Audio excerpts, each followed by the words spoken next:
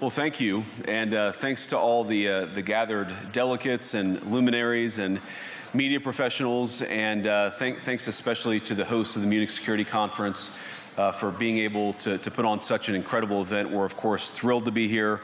We're happy to be here. And, you know, one of the things that I wanted to talk about today is, of course, our shared values. And, you know, it's great to be back in Germany. As you heard earlier, I was here last year as United States Senator. I saw Foreign Secretary David Lammy and joked that both of us last year had different jobs than we have now. But now it's time for all of our countries, for all of us who have been fortunate enough to be given political power by our respective peoples, to use it wisely to improve their lives. And I want to say that, you know, I was fortunate in my time here to spend some time outside the walls of this conference over the last 24 hours. And I've been so impressed by the hospitality of the people, even, of course, as they're reeling from yesterday's horrendous attack. And the first time I was ever in Munich was with my wife, actually, who's here with me today, on a personal trip. And I've always loved the city of Munich, and I've always loved its people. And I just want to say that we're very moved, and our thoughts and prayers are with Munich and everybody affected by the evil inflicted on this beautiful community. We're thinking about you, we're praying for you, and we will certainly be rooting for you in the days and weeks to come. Now, thank you.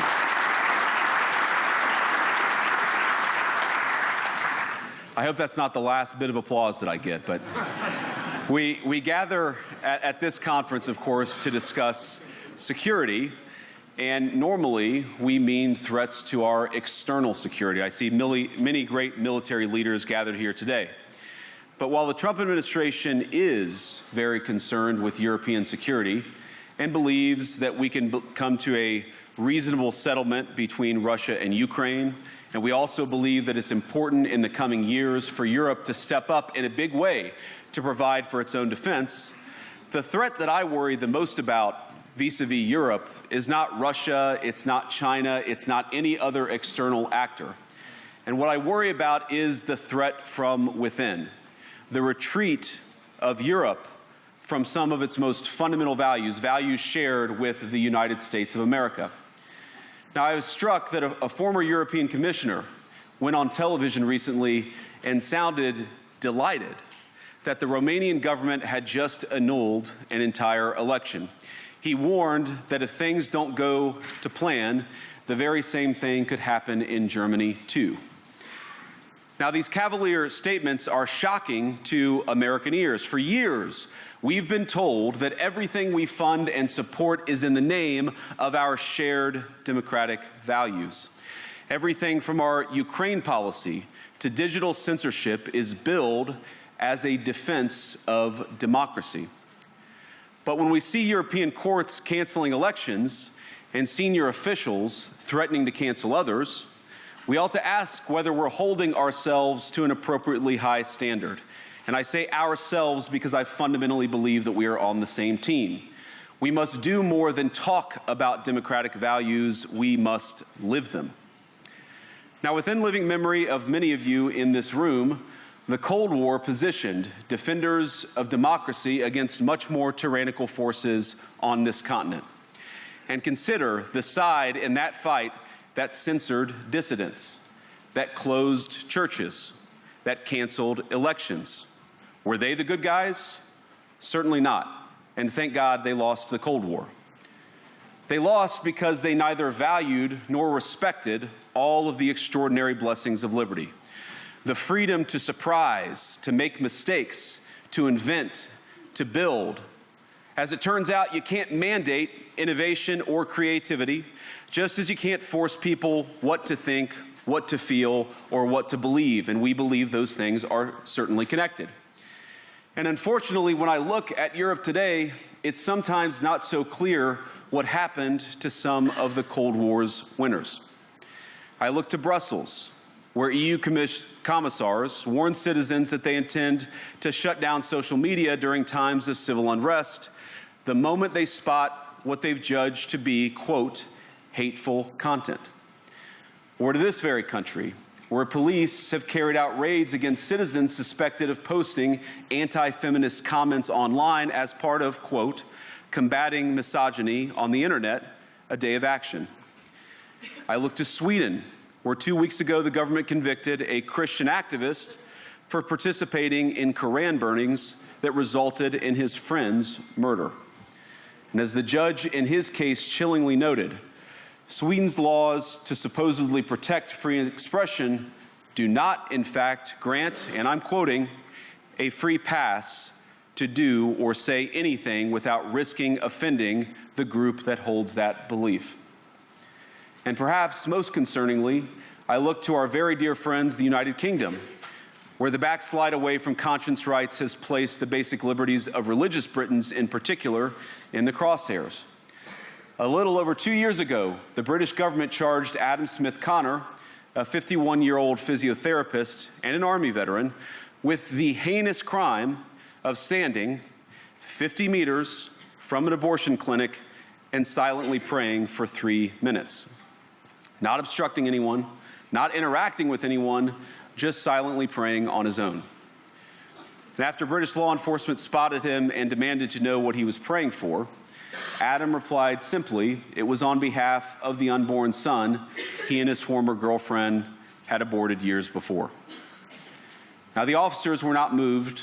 Adam was found guilty of breaking the government's new buffer zones law, which criminalizes silent prayer and other actions that could influence a person's decision within 200 meters of an abortion facility. He was sentenced to pay thousands of pounds in legal costs to the prosecution. Now, I wish I could say that this was a fluke, a one-off crazy example of a badly written law being enacted against a single person, but no. This last October, just a few months ago, the Scottish government began distributing letters to citizens whose houses lay within so-called safe access zones, warning them that even private prayer within their own homes may amount to breaking the law. Naturally, the government urged readers to report any fellow citizens suspected guilty of thought crime. In Britain and across Europe, free speech, I fear, is in retreat.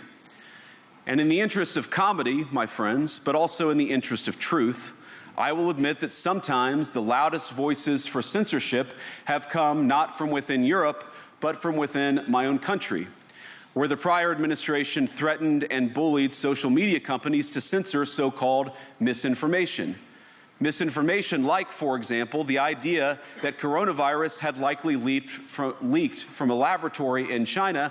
Our own government encouraged private companies to silence people who dared to utter what turned out to be an obvious truth. So I come here today not just with an observation, but with an offer. And just as the Biden administration seemed desperate to silence people for speaking their minds, so the Trump administration will do precisely the opposite, and I hope that we can work together on that. In Washington, there is a new sheriff in town, and under Donald Trump's leadership, we may disagree with your views, but we will fight to defend your right to offer it in the public square, agree or disagree.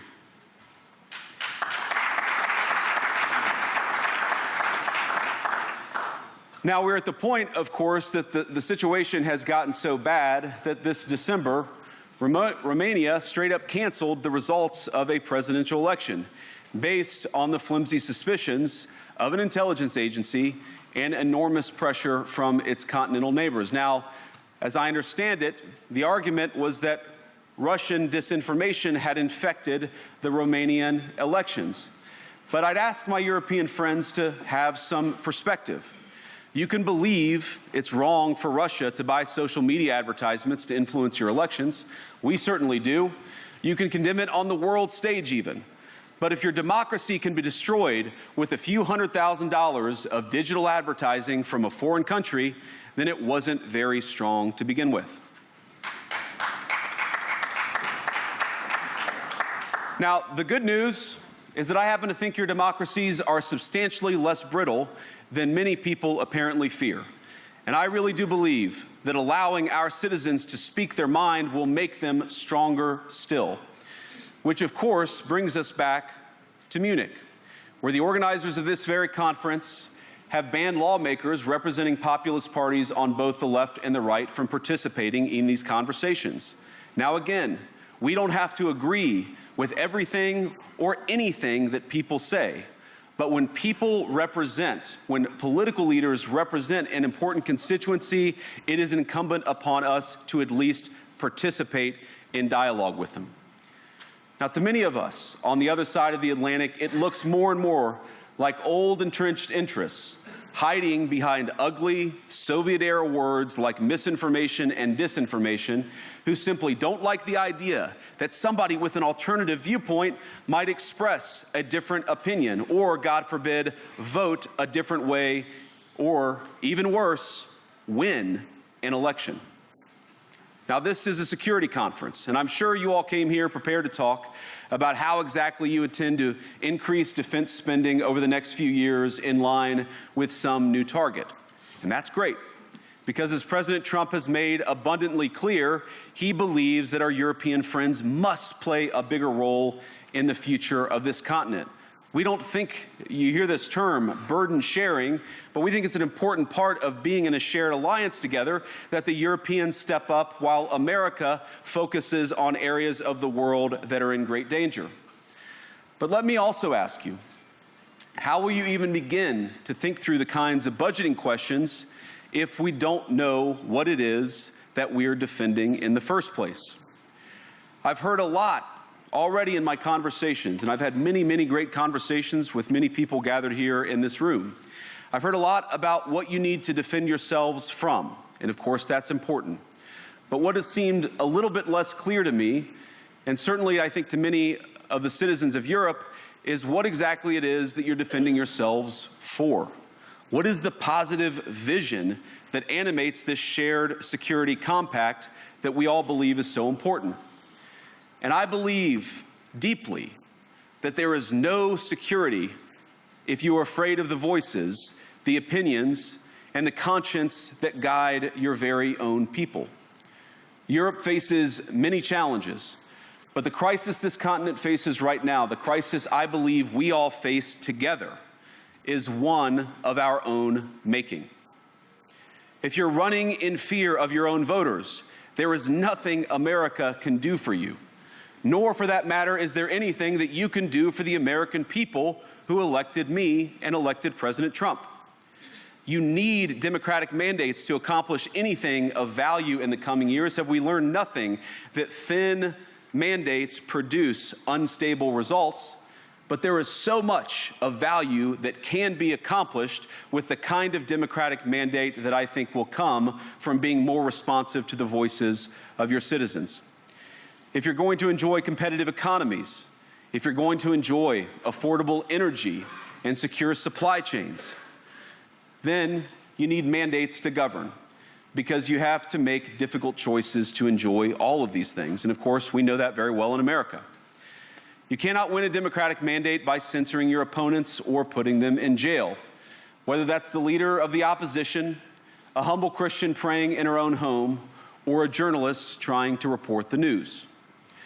Nor can you win one by disregarding your basic electorate on questions like who gets to be a part of our shared society. And of all the pressing challenges that the nations represented here face, I believe there is nothing more urgent than mass migration. Today, almost 1 in 5 people living in this country moved here from abroad. That is, of course, an all-time high. It's a similar number, by the way, in the United States, also an all-time high. The number of immigrants who entered the EU from non-EU countries doubled between 2021 and 2022 alone, and of course it's gotten much higher since. And we know the situation, it didn't materialize in a vacuum. It's the result of a series of conscious decisions made by politicians all over the continent and others across the world over the span of a decade. We saw the horrors wrought by these decisions yesterday in this very city. And of course, I can't bring it up again without thinking about the terrible victims who had a beautiful winter day in Munich ruined. Our thoughts and prayers are with them and will remain with them. But why did this happen in the first place?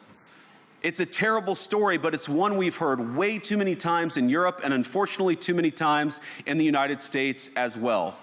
An asylum seeker, often a young man in his mid-20s, already known to police, rams a car into a crowd and shatters a community.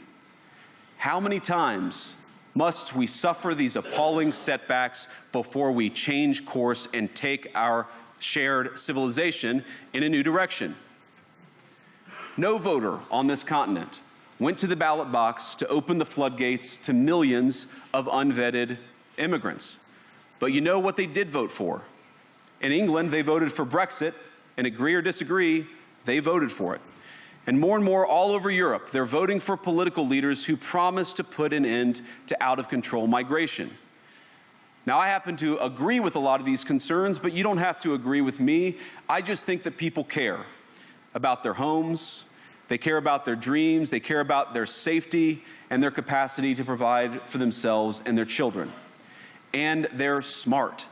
I think this is one of the most important things I've learned in my brief time in politics. Contrary to what you might hear a couple mountains over in Davos, the citizens of all of our nations don't generally think of themselves as educated animals or as interchangeable cogs of a global economy. And it's hardly surprising that they don't want to be shuffled about or relentlessly ignored by their leaders.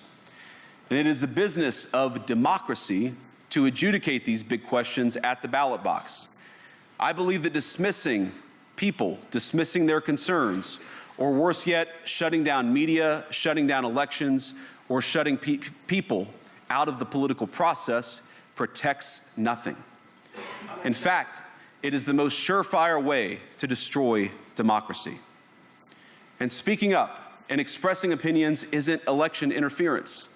Even when people express views outside your own country, and even when those people are very influential. And trust me, I say this with all humor, if American democracy can survive 10 years of Greta Thunberg scolding, you guys can survive a few months of Elon Musk. But what no democracy, American, German, or European, will survive is telling millions of voters that their thoughts and concerns, their aspirations, their pleas for relief are invalid or unworthy of even being considered. Democracy rests on the sacred principle that the voice of the people matters. There's no room for firewalls. You either uphold the principle or you don't. Europeans, the people, have a voice. European leaders have a choice. And my strong belief is that we do not need to be afraid of the future. You can embrace what your people tell you, even when it's surprising, even when you don't agree. And if you do so, you can face the future with certainty and with confidence, knowing that the nation stands behind each of you. And that, to me, is the great magic of democracy. It's not in these stone buildings or beautiful hotels. It's not even in the great institutions that we have built together as a shared society. To believe in democracy is to understand that each of our citizens has wisdom and has a voice. And if we refuse to listen to that voice, even our most successful fights will secure very little. As Pope John Paul II, in my view, one of the most extraordinary champions of democracy on this continent or any other, once said, "Do not be afraid." We shouldn't be afraid of our people, even when they express views that disagree with their leadership. Thank you all. Good luck to all of you. God bless you.